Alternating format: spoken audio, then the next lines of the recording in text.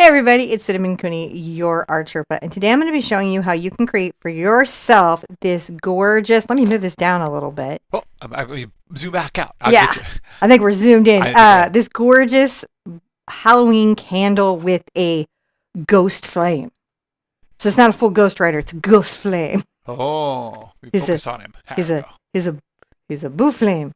So, I was putting little ghosts in a lot of things for Halloween this year. I'm going to be showing you how you can create for yourself at home, step by step, this acrylic painting. In other words, I'm going to break it down. I'm going to explain every technique, every color I use, why I use it, just everything you need to know. Not only to create this painting for yourself at home, but also so that you can understand the techniques that made this painting. That way you just become better at painting in general. Now, on the mic is my husband, John. Hello. He is going to be my fabulous guest host, except you're at every show, so you're not really guest I'm as here. much as co-host. I think that was, Co-hosty. he's a co-host. He's a ghost host.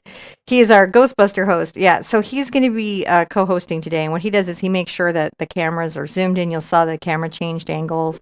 They changed angles that you can see what's going on the palette. During the live show, if you've never been here before, we do questions. Now, questions work like this. You put your question that you have about art, not spelling or math, art, all in caps. And then if the moderators, who are the butterflies with wrenches, know that answer because they've been here and watched all 2,500 videos, that's why they mods, they will help you find the video that answers that question. Or they may help just answer it, or the whole community will help answer it, or you might get it answered live on the show. But the thing I want you to hear as a student that's very important is that more than you subscribing, more than you liking this video, more than you sharing or telling your friends, all things which I do care about, but more than all of that, this is our virtual classroom, and I'm here to be your art guide, and I just want to help answer your questions. So this whole environment here, from the live to the comments after the show, to our groups on Facebook, to my page, and to our website, is about that dynamic of us just making sure you feel welcome at every level of painting, and that you get the help you need. So if you've never been here before, and I tend to do this on the easier paintings, on the explanations, because you might have just been like, ooh, that looks like something I could do, and I think I might want to do that. Shall we go over the materials, sir? Yes. All right, I'm going to put the reference to the side. I get asked this a lot. I paint on a tilted angle. It's a table that's tilted up so that I can see everything well. And then I have tape on the back so it doesn't slide. So that is how we solve the mystery of why my canvas stays still on my surface. If you are working in an angle and you have like an old drafting table that you used to draw on, you can actually repurpose that as a painting table. I just use you can even use dot tape if you want to be super serious about it. The little dots. But I just like the restick tape because I can take it off the canvas and I can reuse it for several weeks. So I guess it's a budget thing I do because the tape's kind of expensive. I don't know. I think it's more just that you don't have to re-roll the tape. No, because the dots are like, the dots really stick. So like getting the dots off everything is like kind of a thing. But also I just can reuse it. And so if I tape off a horizon line, then I can reuse it for the back. That's how that happened. This surface is a 9x12. I like to change the size of canvases on my show so that you guys get used to painting different aspect ratios and how those different arrangements happen on the canvas. But it's also nice to have some verticals, some big, some small, some different sizes. So this is our 9x12. You could do this on a bigger surface or a smaller surface.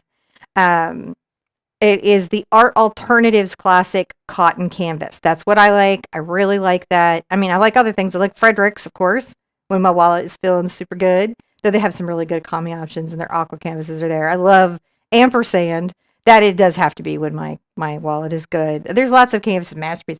There's a lot of good canvases out there, but there's a lot of bad ones. So listen to those brands I just mentioned and know that I like these Art Alternatives Classic Cottons. I've got Dioxazine Purple, sometimes called Diox Purple.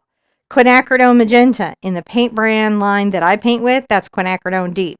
Cad Red Medium, Cad Yellow Medium, Mars Black, Titanium White.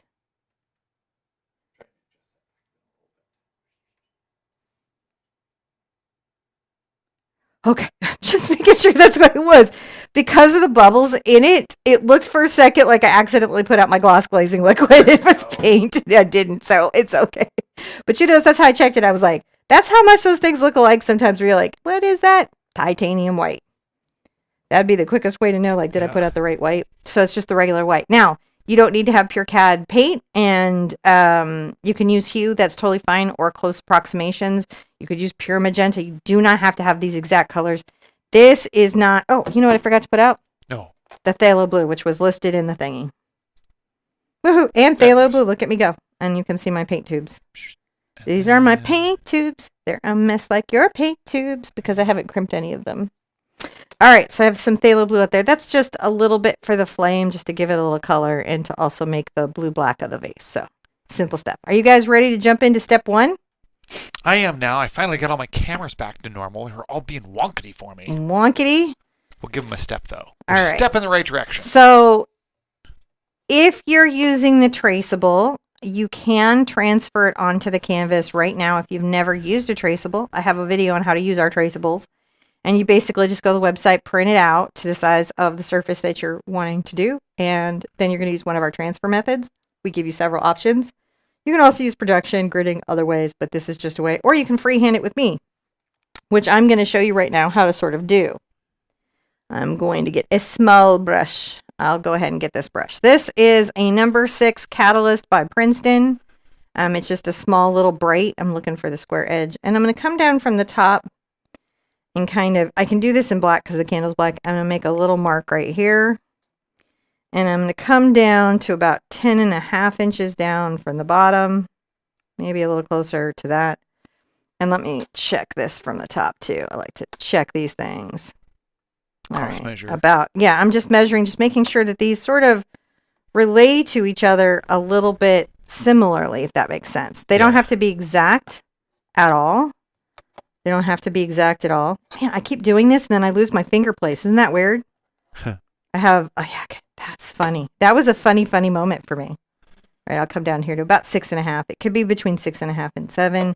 I just need to know how long my candle's going to be. So this is going to be the length of my candle. I'm going to make a little mark across and straight down. Again, if you're transferring on, you may want to go over some of this in paint after so that as we're painting you don't lose the transfer. So just a 1-inch little rectangle that we made here. Not too bad. Not too terrible. Now, how I basically size in any vase is I just try to be symmetrical with it. So however far it goes out from the sides here, it should go far out there. Right, and then at the bottom here, I'm going to also kind of come down and make a little base bottom. I also want it to be symmetrical to the halfway line. So there's the center of the canvas. If you take 9 inches and divide it in half, it's 4.5 inches. So the center of the canvas at the 4.5 inch line. So that's sort of how I symmetry my work. Now I'm going to bring a little ball around. Notice it's very sketchy. When it's light and sketchy like this, it will stay in my stay in the painting for sure, but it will be easy to paint around and over. We don't have to be perfect with our vases or our candle holders. That's not required. What we want to do is just enjoy the process of painting the candle holder, to be really honest. But you can see I've just sketched that in there. I'm doing this in paint, right? So sometimes that kind of impacts how things go. And then this is where I make my little adjustments. I will probably make this a little edge and curve this in, but this just sort of lets me know where my vase and candle is. Guess what that lets me know? Where my little light has to be. My little light, I'll sketch it very lightly here in paint. You don't sketch it. I just want you to see it. Do you see this zone? This zone is where we're going to have our brightest colors for the candle. And so in this center zone, that's where I'm going to want to be able to have that. Now, the reason I'm doing the painting this way is I also recognize sometimes on one hoop paintings that you might not be painting with professional paint. So I'm also making plans about your paint not having the coverage it maybe needs, or some other common challenges that I'm just familiar with when people are painting with acrylic and they buy student paints, like what happens to them. So that's really what we're doing there. Did you give me a step, John? All right. I did it. I did my own step, yo. I did my own step, yo. All right. Now you're going to want to take just a regular old bright brush. I'm going to use a number 10 Simply Simmons. You could continue using your catalyst brush. You might have a bigger one of these, but I just want a bright because that's going to give me the look that this painting had, this sort of like brushed circular look that we have here. That's how we got that. So I'm going to take this brush, I'm going to get it wet. I'm going to wipe it off on my paper towel. That's to control, the general sort of water I have on there. And I'm going to get just a little bit of yellow and some small, tiny amount of my Cad Red.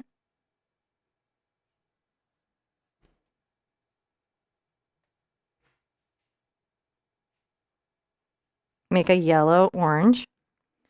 And then about an inch above the candle, I will start to make little circular lines. Are you seeing these? They're just curving around circular lines.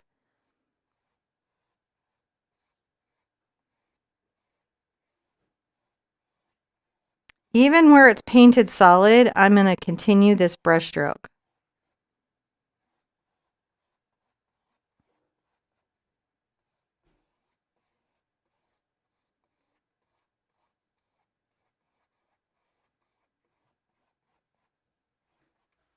You see that there?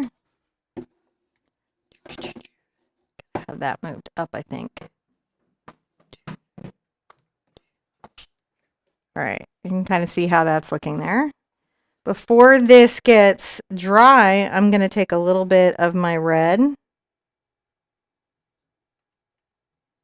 and mix another shade of orange, a little bit darker, and you can see how that's darker than the yellow that I had there, but I do want it to be definitely a darker orange, just not my darkest orange.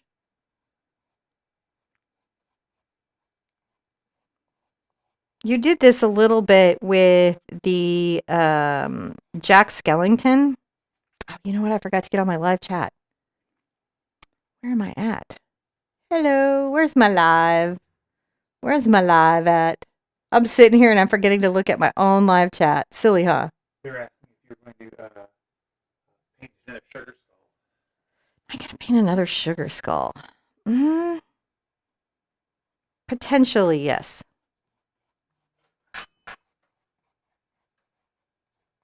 I might do that. I like painting sugar skulls. They're a lot of work, as you guys might have noticed.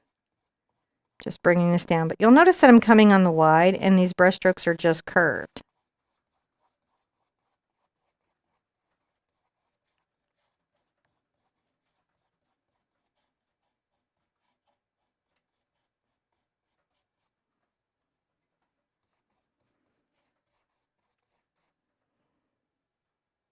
Notice how I use the corner of my brush to pick up paint and then bring it over to the yellow and tint carefully, because it's easy to over tint yellow and white.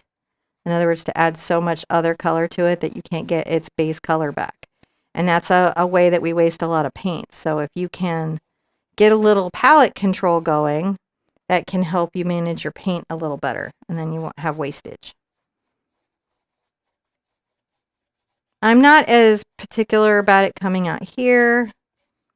I know these colors are going to weave in together. I'm just putting a little of this down so that it's starting to get a color. Now let's call that a step.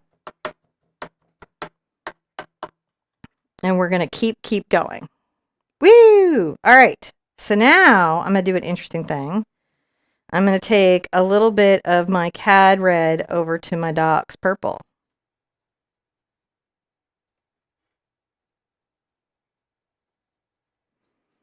Come from the bottom, and I'm just going to go back and forth. Little Cad Red.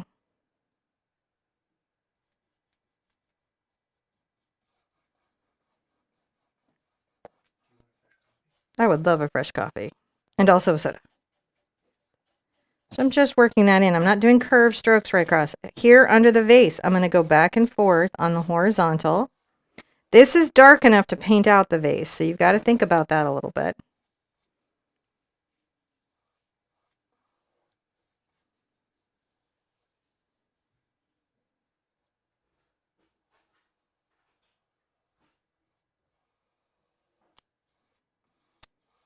So that's about an inch of your lower canvas that's that dark color.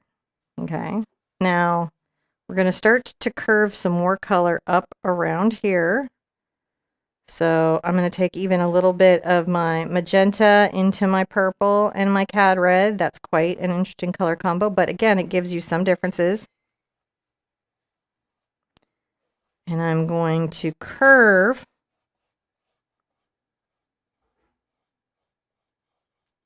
these brush strokes above that line.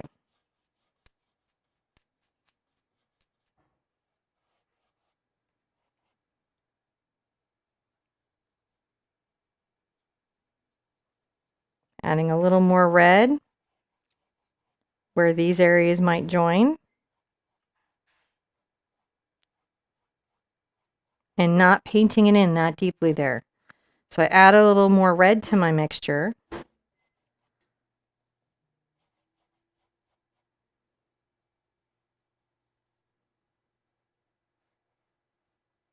And this is just a base layer, so you don't have to be perfect about this. This is the architecture that you're working from.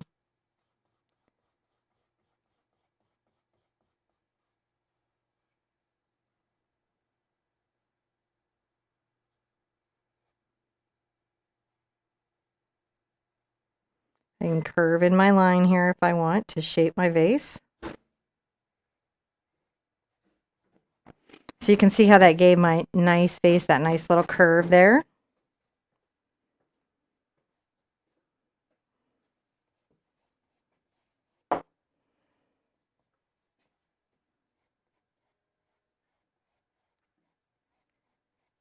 We're not too thick up here. We're just starting to work that in because remember, this is just the start of it. I bet it's delicious. I bet it's... That's perfectly fine. Notice that I'm just working the flat of this brush, guys. I don't have a lot of paint on it.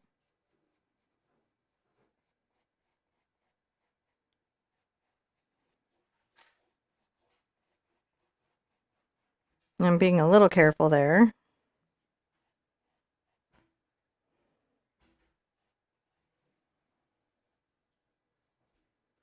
And a little darker into the purple where I come down here. So a little magenta and a little cad red into that darker color, right?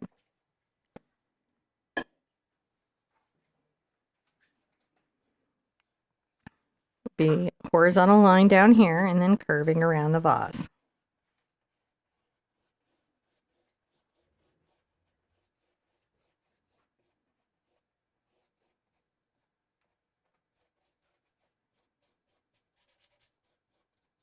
Just working that through there. You've got this. Take a deep breath. You're calm. You're okay. You're just painting.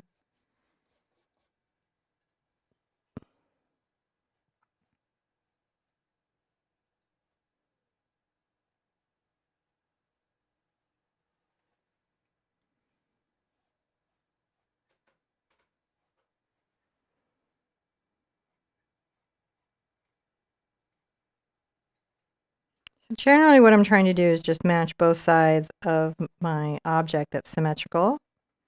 And I have two chances to do that. I can do it here, and then I can do it in the black. So I don't really worry about that too much. Now let's draw everything. Draw. And then we're going to pull this whole painting together so fast it's going to blow your mind. This is the architecture of it. Now add all the frosting. So, sorry I was so quiet there, guys. Uh-oh, it looks like I might have a job to do. I don't know why that's not working. Let me go check it. You reset your thing? Something looks like it's amiss, but I can't see what. So give me just a moment here. She's gonna... Oh, it's not plugged into what I thought it's plugged in. It's plugged in way over there. I'll check that in just a second.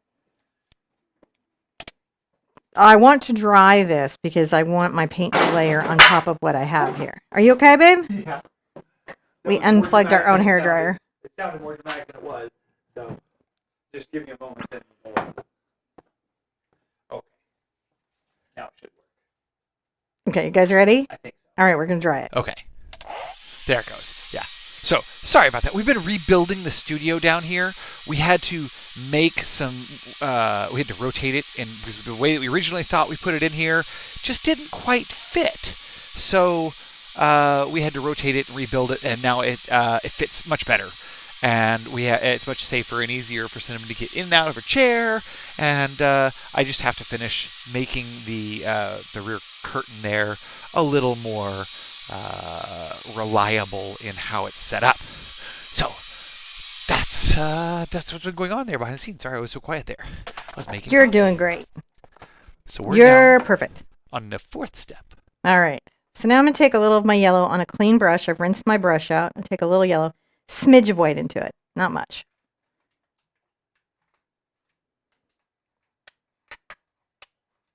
And I'm going to make little dashing marks going in a horizontal around where the flame is on the candle. Then I'm going to grab a little pure yellow, no white, and come out into my orange area that I had. I'm not close together with these brush strokes. This is going to be like weaving. So I want to see space. I want to see orange between these brush strokes. This is just cad yellow. You got this. You can totally do this.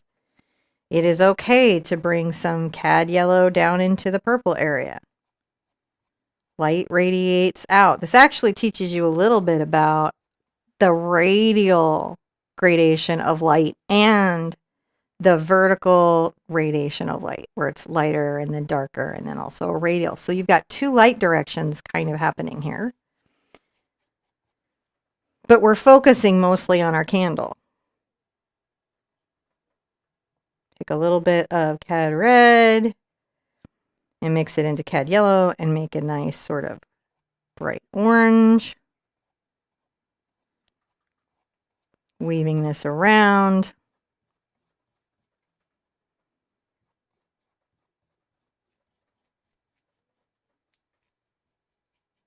I can be fussy where I want to make sure my canvas is covered. I just have to think about that for a second. You guys are doing great. Just radial circles. Look at you. You've got it. Just radial circles.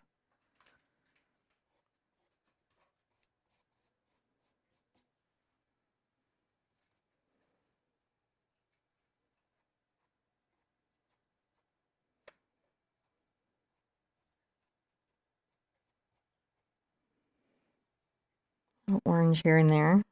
It's looking pretty good. Now I'm going to take some of my red into here. It's almost pure red.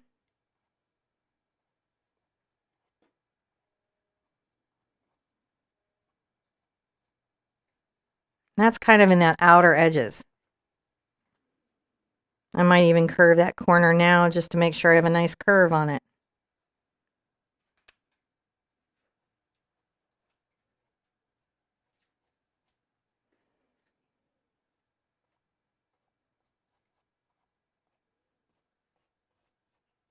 Brought that red pretty far down. And go ahead and take a little red. I haven't rinsed my brush. I'm just going right into the purple.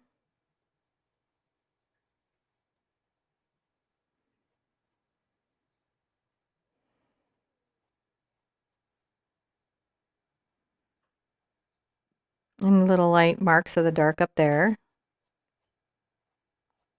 Certainly heavier down here when we know we're going to have a lot more of it.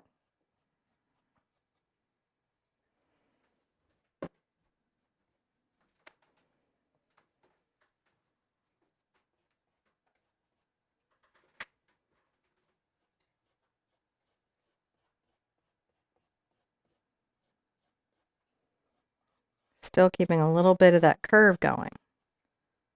Looks really nice, doesn't it? Yeah, I think it really does. Now I'm going to come in with some pure purple.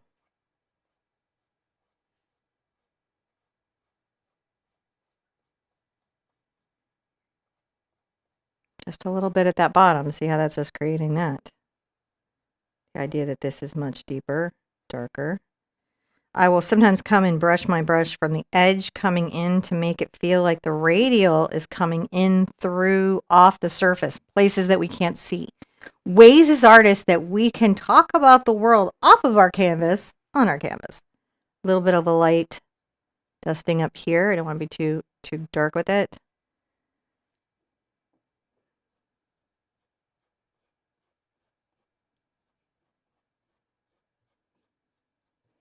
That looks pretty good. Now let's give that a dry.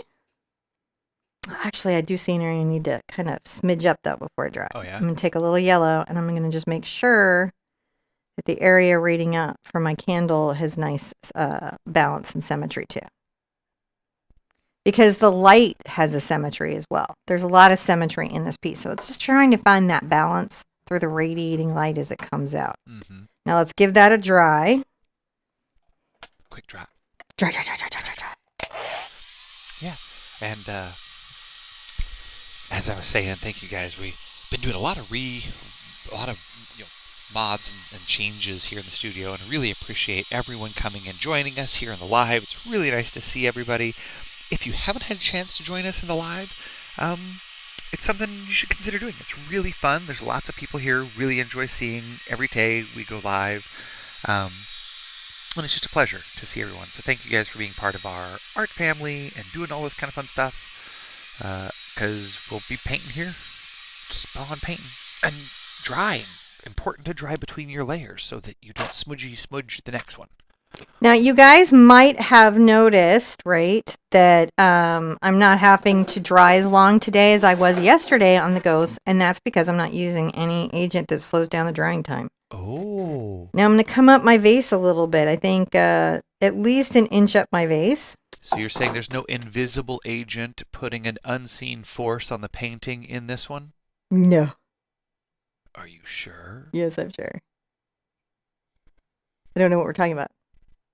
I don't know what we're talking about. You used gloss glazing medium last time. I used gloss glazing medium last time, but I'm not using any agents I know. now. That's what I was saying. Oh, and then you're making a I'm just making a joke. You're making a matrix joke, and my brain or like a ghost joke or oh wow, anything. I like missed that whole thing. Now I'm taking a little bit of my red and black and I'm painting those together. Man, I missed that bad. This is live and unrehearsed, so you guys know.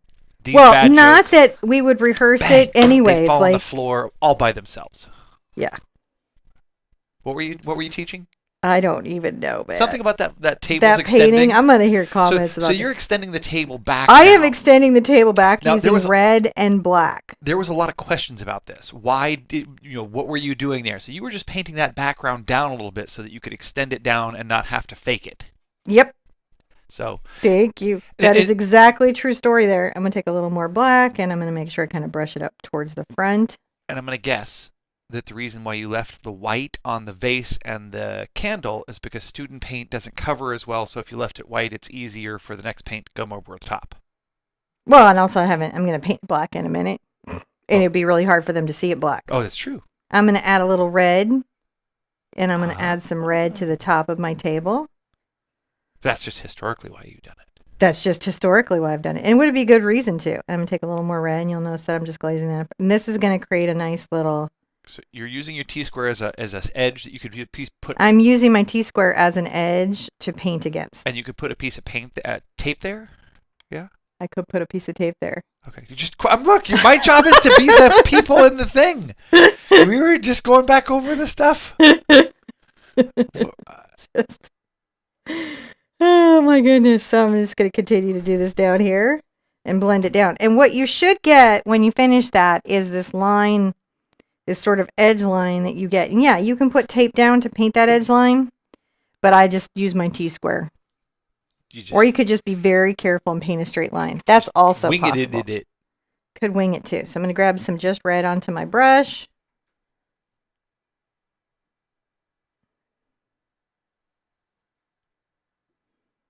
I like the impasto. You can see why edge. I use the T-square like straight line challenge. And to be honest, I actually like the slightly painterly look of things when it isn't straight edged, and there's that thick line of paint that delineates it.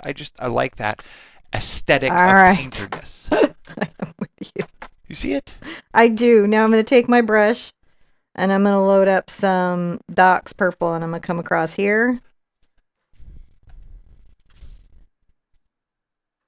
And come across here. And I will tend to paint this up a little bit before I start curving the line again. And that's just because you wouldn't see all of the delineation down here. It would be very dark. So you can see I'm kind of curving and blending in.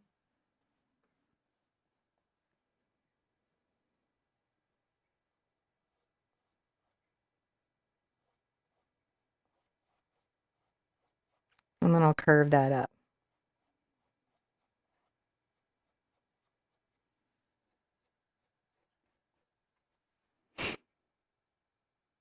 So it'll really read as black, but it has no black in it. And that way, when you actually add black to the canvas, that black weirdly will stand out. Now I'm also, while this is all sort of wet, going to take a little bit of my orange, which was my cad red and my cad yellow. I'm going to come down under here.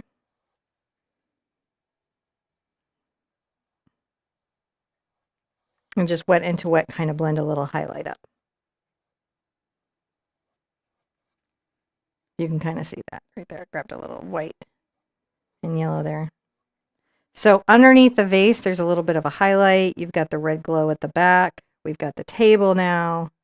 And we have all this. Let's dry everything. Dry, dry, dry, dry, dry, dry, dry, dry, dry, dry, dry, dry. We are really close to done. It's crazy how fast it goes from here. Dry, dry. I'm going to sip coffee. Okay. Oh, man. That's so many. So many questions. I hope we got a bunch of them in there. So thank you, guys.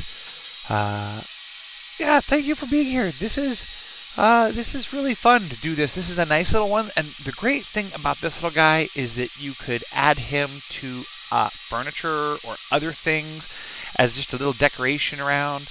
I kind of liked, because we've been sort of I've been looking at these things and reappropriating some of Cinnamon's designs into the aesthetic of the house. And this has been kind of thinking about that. Don't forget, links in the description down below. All sorts of super awesome stuff there, like traceables and mini book stuff, where you can find step-by-step assistance on these. They generally come out about a week later, 2 weeks later.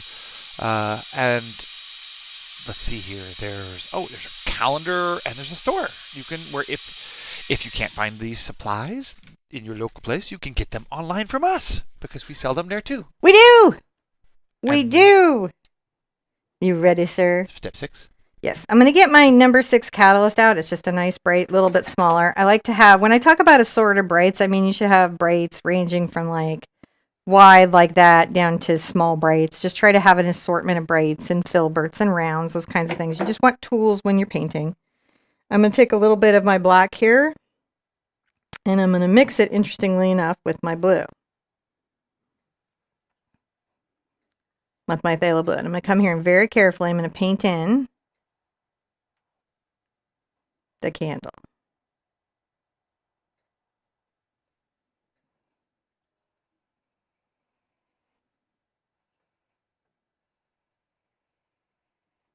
I'm going to try to be as straight on my lines as I can, as I'm capable of. If it really, really got away from me, I could use tape, as John mentioned earlier.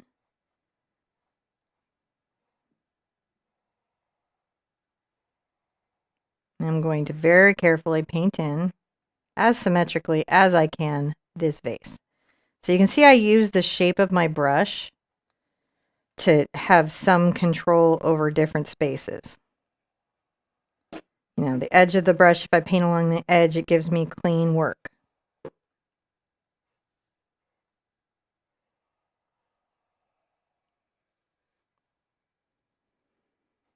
So you'll remember early in this, I said there's 2 ways that you can, you know, balance out the symmetry on here. And one is painting in and another is painting out.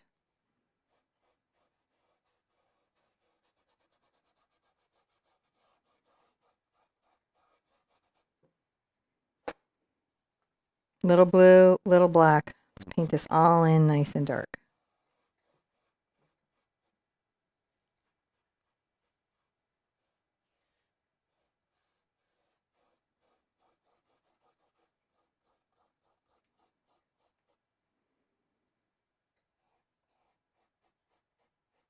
Now let's call this another step, but you're going to want to do it before drying. So make sure your surface is all wet in the black area.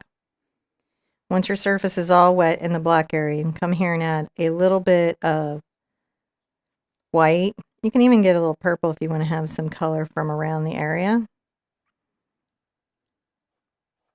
And we start to highlight in the vase. Right across here, you see that this is wet into wet, so it's subtle, isn't it? And go down, go up right here in the neck, and then blend that around. See, I'm curving that stroke to kind of inform the shape of that bottle.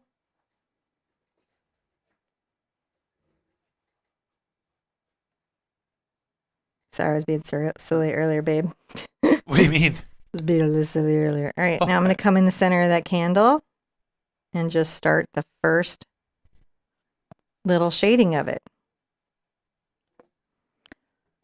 So now we have those subtle values. Those become important and powerful later. We dry everything again. All right.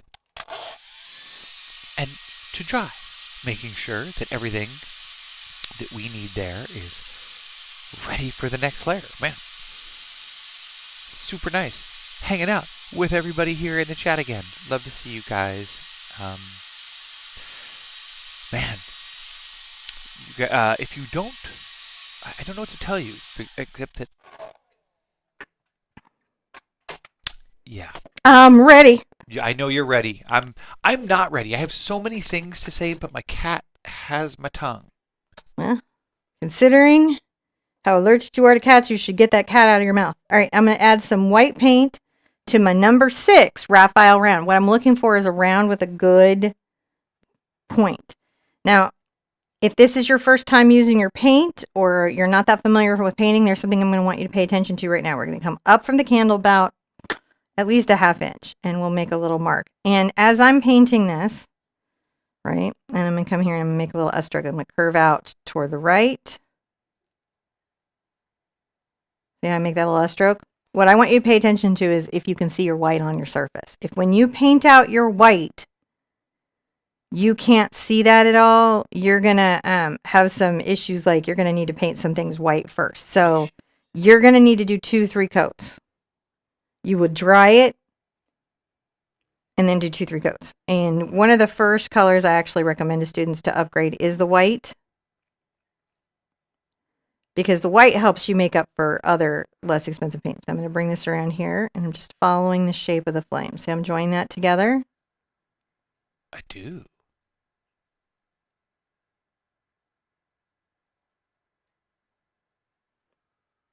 Okay, really good. You can also come and take a little of the blue.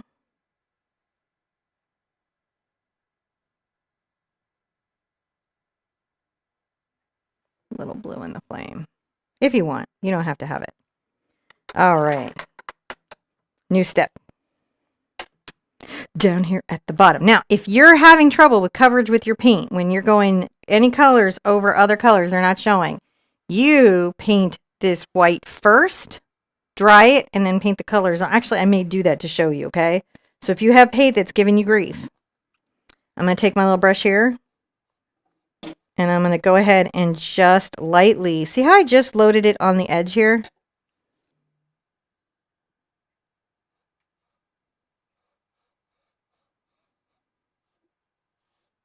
And I'm just brushing it back. I am trying to keep it horizontal, and I am going around the vase, but I'm just brushing it. Light pressure, blend it out. It's not a heavy application of paint. If you do this and then dry it, then even if your paint is very thin, it will have vibrant colors. Let's dry that real quick and I'll show you. My paint will just cover right over the dark color. Yours might not. So that's why I'm demonstrating this workaround for it. If you've got gray paint, you don't have to do the step.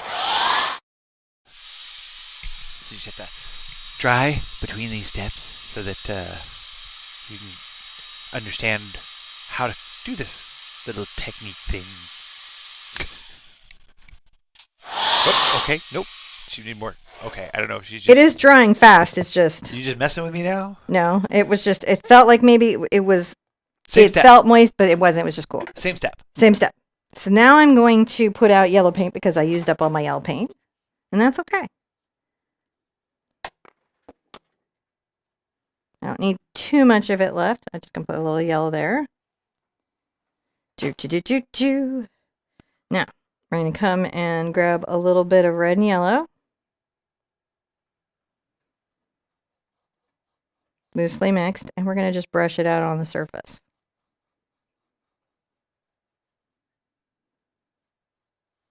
Go on the edge of my brush. You can kind of paint carefully around the vase if you need to.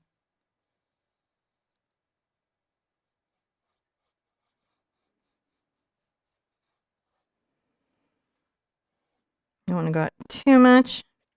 Brushing it out. See how I'm brushing it out? I'm trying to taper this edge here. If any of it gets on my nerves, guess what I can come back with? The background color for the table, can't I? Yeah. So that's why that's good to have here, which was our red and black.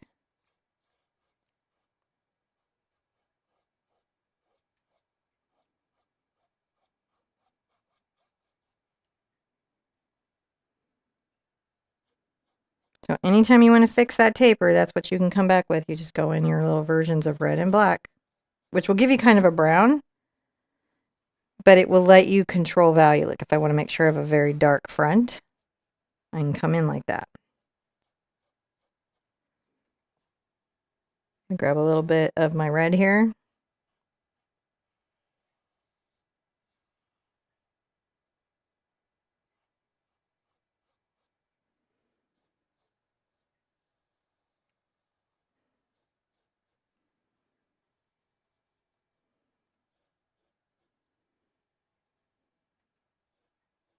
I'm getting some orange. See, I'm blending some yellow into that, creating some little halftone transition.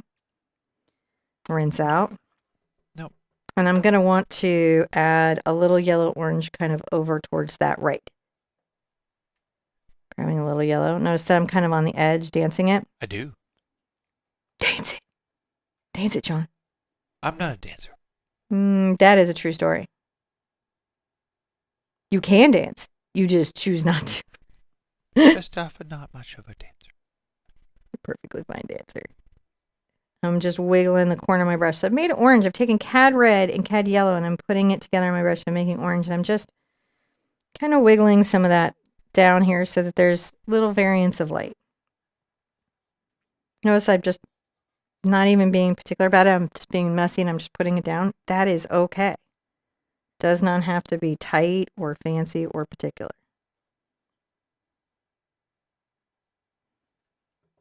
What I might bring my vase back down. I rinsed out my brush. What brand of paint are you, colors do you, it says specifically nature, inspired by nature was saying, what brand of colors do you use and where do you get them from? But I sort of know some of the answers to that. You do actually know most of the answers to that. I have a blog where I put all the paints that I like down. And these are paints that I've just tried or tested or I know. I'm not saying that some other brand of paint not listed there isn't good. I'm just, sometimes they don't end up on the list because they suck, and sometimes they don't end up in the list because I haven't tried them yet. But they want to know what you're using. But I'm using Sennelier Acrylic, and I use Golden Artist colors, but mostly Sennelier Acrylic and Golden Artist colors.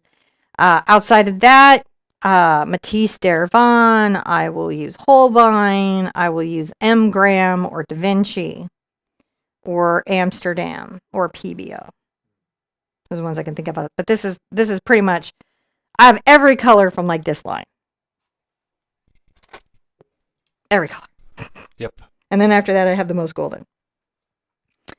And if there's every brand in a store and those two brands are present, then I will buy Sennelier and Golden. Just cleaning up those little lines down there. Just making sure my vase looks nice. Seems like a good plan. Sometimes you got to clean up your work. And that's okay to do. It's okay to clean up your work. If there's a good time to clean up your work, it's a good time to clean up your work. I'm just coming back through with a little black and blue and making sure that what I painted looks nice. I can come back with a little bit in the center there. It looks good. All right, let's dry everything. We're looking so good. We're so close. But we want everything dry. Yeah. Dry. And you can talk to them about the store. So the store is available if you go to our. I think if you go to the website, theartsherpa.com, there's a link right there on the main page that goes to the store. And I think you can even go to store. I'm gonna double check that while we're talking about store.theartsherpa.com, and you should land pretty much right on the yeah, it will. It is store.theartsherpa.com. And if you go there, you can find all sorts of interesting stuff up all the time. There's we're playing with a lot of Mikador product right now because it's this new stuff that we got that we really like. We're playing with that there. You can see the 13 days of Halloween supply list. We have brushes. There's media. Also, you can see there's cool pictures. You can see there's stuff. There's stuff. I'm going to make some very light orange. I'm going to take some step? red and some yellow. New step okay. Over here, and I'm going to put them together. And I'm going to grab a little bit of my black, just a smidge. Red, yellow, and black. Red, yellow, and black. Okay. I'm going to come to the top of my candle with that color a little bit. And we'll wipe out my brush because it's a little bit wet. Add a little more red to it. I don't do this too much, but the reason that I glow up the top of my candle is because the light actually will illuminate within the wax. And even though we're doing a one hoop painting, why not do that? Right? It brings joy to us. Why would we not do that? We will not stifle one's internal light. But we will stifle your mic. Da-da. Sorry about that. Gravity gets that one down. Okay. So I'm going to grab a little bit of my my red. I'm going to go again a little red and black. I just really want to see the red in it. I'll come right here. Just up here. Maybe a little more yellow. There we go. Kind of like added some glow in the center of that. Let's call that done. We're going to come here and grab maybe a little purple and magenta. And I don't mind if it gets mixed into that red color I have earlier. Load that up with white.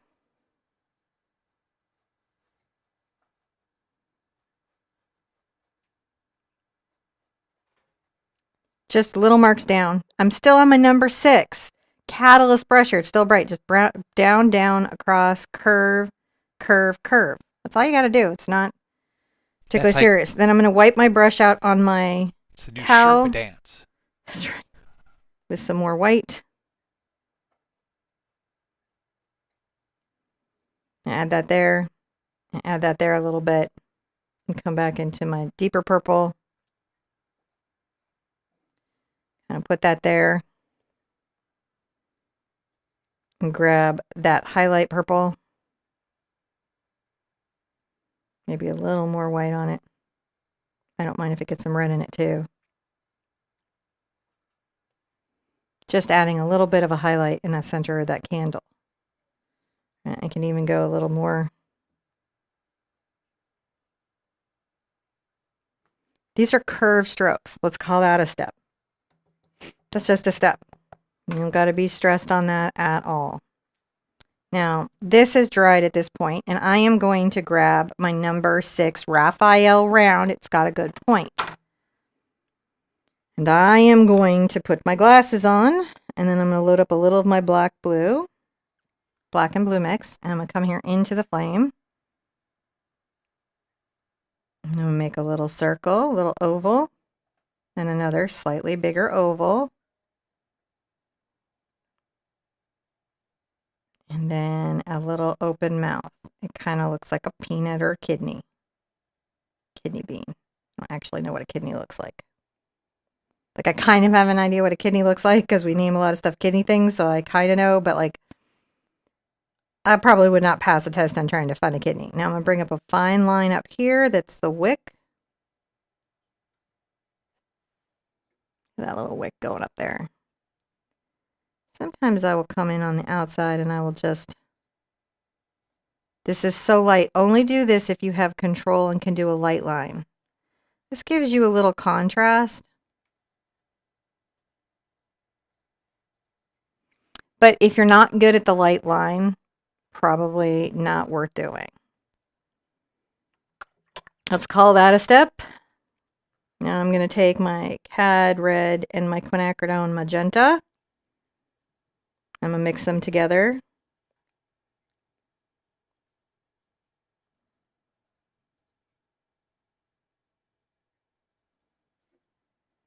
And at the top of the candle, I'm going to tap this up and down.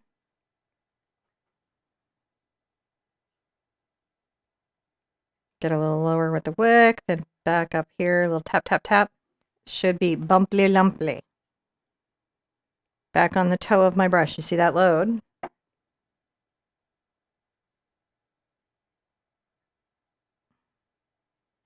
Drip a little wax down.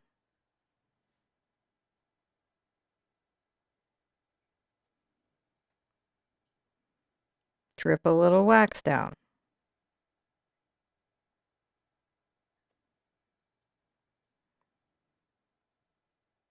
This line down here, I'm still doing a tapping up and down motion, guys. I haven't stopped tapping up and down. That's sort of how I'm creating that gloppiness that wax gets. Maybe give it a little bit of a, it collected up there. You know how it will sometimes rush and pool? And you can always like join wax. So see there's an opening.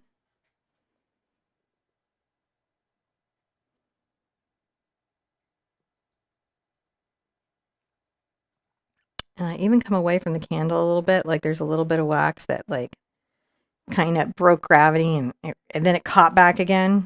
I like that. All right, that all. Let that have a dry. Come back, new step. I know, we're so fun. We're like whipping through. So now I'm going to come in and I'm going to get a little bit of my orange, a little more red than that.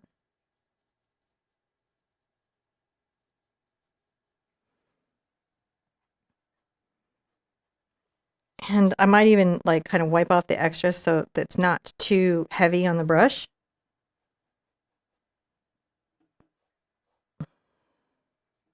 I'll grab a little red and black there.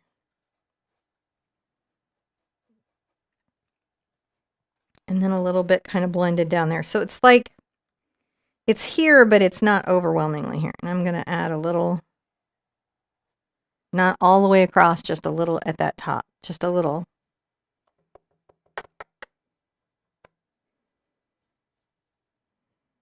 I'm going to grab a little bit of my purple and orange that I have.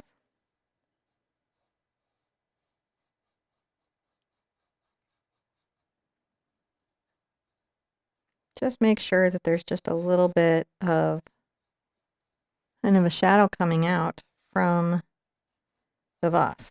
And what you see me doing here is sort of feathering it, trying to make sure it's not just a strip. That my light is more interesting than that. So I try to keep my light more interesting than that. I'm going to grab a little bit of my yellow and red there. Add a little bright spot of orange, maybe a little more bright spot of red. I can let that sit for a second. We'll call that a step. New step. I'm going to come here and grab a little bit of my Cad Red and some Cad Yellow.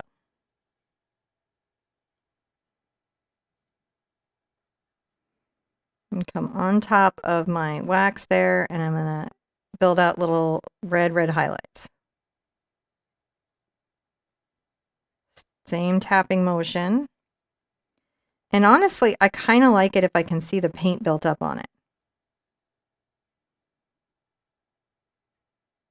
Tap, tap, tap. I'm not painting over everything I painted before. I'm letting some of that dark show through. I want some of that dark to show through.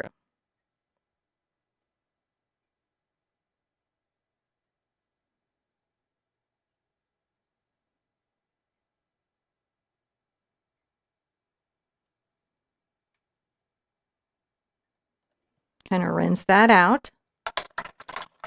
Rinsey, rinsey, rinse. I'm going to go ahead and get my detailiest brush, which is my #1 Princeton Select Liner. It's got a tiny little point. Get it wet. I'm going to wipe off the extra water drop on that, I'm going to come into my white and get just a smidge, and hopefully with some type of control.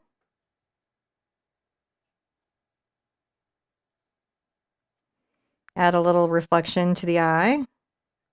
Sometimes I might even come around there. So we've got a little reflection in that eye.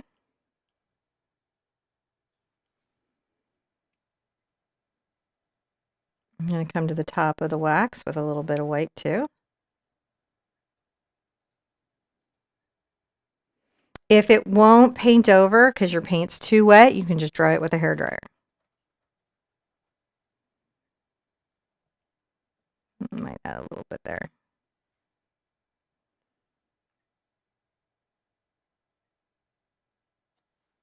Just adding a little reflection to that. All right. Now I'm going to come here and on the outside edge, put a little line. I don't do solid lines. I break my line. I talk about this with my students a lot, the idea of breaking a line. Because sometimes your mind can draw a better line than your hand can.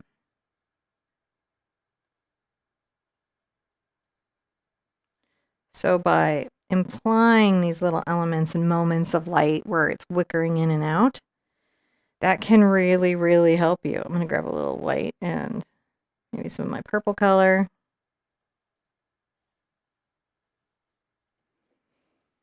Come across there a little bit. And if it ever gets away from me, what can I do? I can come in and I can thin it, can't I? So it's never out of my ability to control. It's never just something I can't deal with. I'm going to grab a little yellow and red. And grab a little more yellow. I'm just putting some bright yellow down here. Dave had a good question. Oh, goodness. I hope I have a good answer, Dave. So Dave bought heavy body white, and it's thick as peanut butter. Is it supposed to be that thick? It should be thick, like smooth Jiffy. Well, gosh, I wish there was. Yeah, I mean,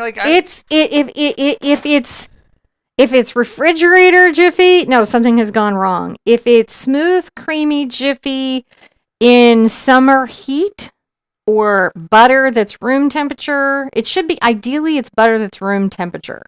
When it comes out of the tube, it'll stay a tube shape if you leave it there. It won't, yeah, it won't melt into a puddle. This here is heavy bodied, and it's still, and it's, it's very thick. Does that? Yeah, see how thick, it is. That's why it's so difficult. But it's not like cottage cheese. It's not granular. It doesn't have weird, moments in it.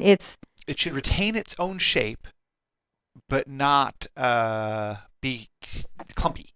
I'm going to add a little orange around the little flame here. No lumps. No lumpies. I'm going to come here and just the outside of that with my number 6 Raphael. Sorry, Yeah, no, it's good. I almost forgot it, so I was like, oh, we got to get that on there. I'm going to come here and get a little bit of orange too.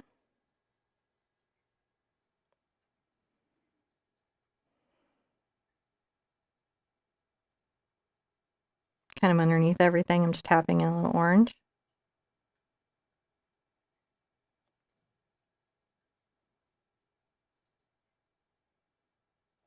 Especially up there by the lights, just a nice thing that you can do.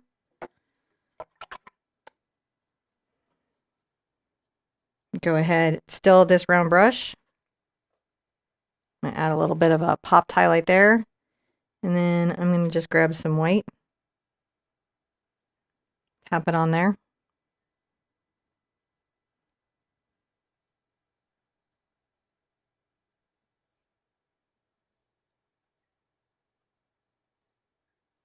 Create a little focal highlight there. I like that. It's got the purple and the yellow and the I don't know. That's all working for me. Oh my goodness. I love it.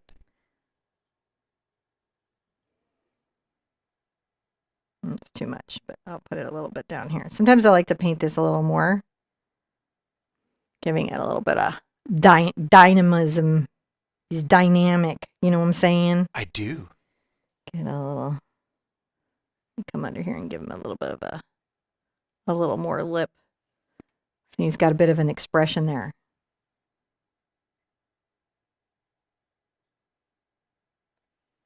I feel like he looks appropriately surprised. It's like, oh my goodness.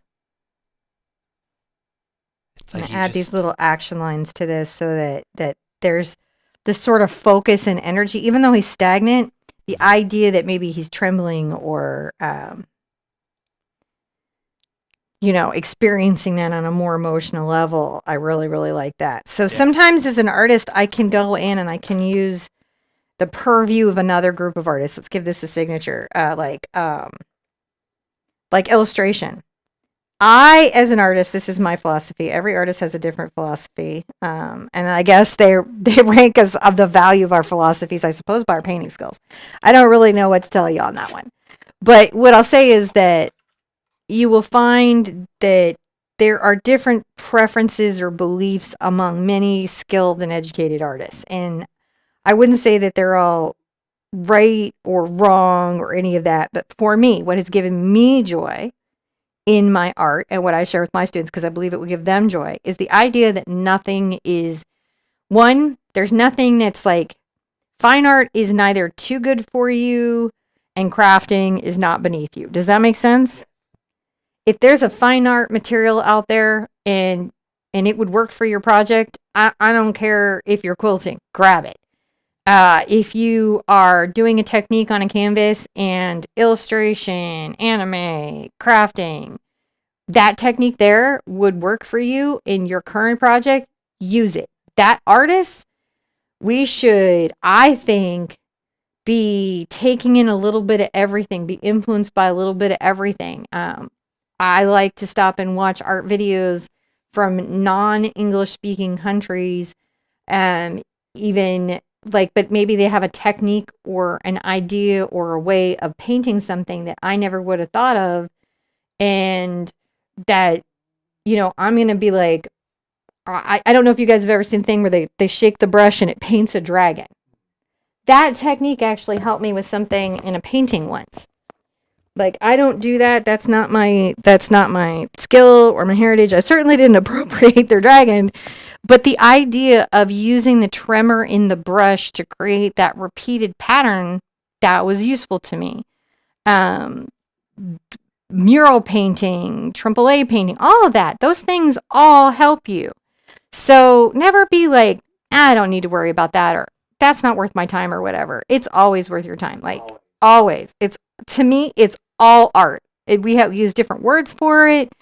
If something is useful and we use it, we might call that craft. But I've made a quilt, and I'm going to tell you right now, that is as much fine art as fine art. It's art. It's just art I can sleep under. And I just try not to think about the expense of just what it takes to sew it, like little old bite, right? So a Tiffany lamp, that's clearly art. That's art. It's also something that we live in our lives. And so sometimes we have words where we just describe our relationship to these beautiful objects and how we use them.